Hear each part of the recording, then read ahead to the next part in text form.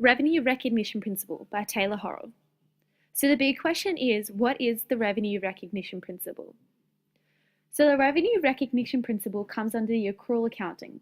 It is the accounting period in which revenues and expenses are recognized. It follows the old principle of don't count your chickens until they hatch. It is focused on recording revenue when it is earned, not when it is just received. The process of the revenue recognition principle follows the detailed and complex regulations of the generally accepted accounting principles. This makes the revenue one of the most important measures in assessing a company's performance and prospects by investors. So to break it down, the revenue recognition principle is broken into accrued revenue and deferred revenue.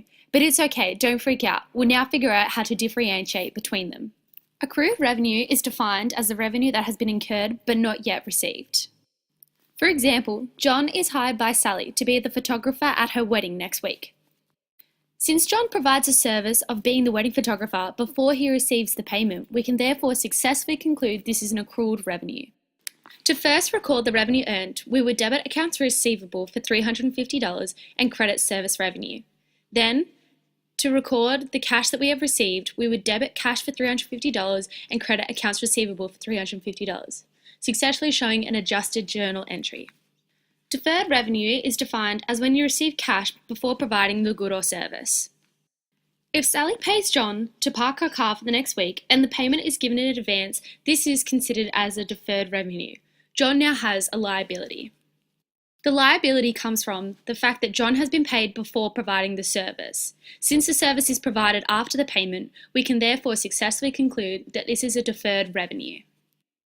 In order to record the cash which has been earned for the future payment, we would debit cash for $75 and credit the unearned service revenue for $75. Then, to record the revenue we have earned, we would debit unearned revenue for $75 and credit service revenue for $75. This successfully shows an adjusted journal entry. Therefore, we can conclude that the revenue recognition principle is a part of adjusting entries.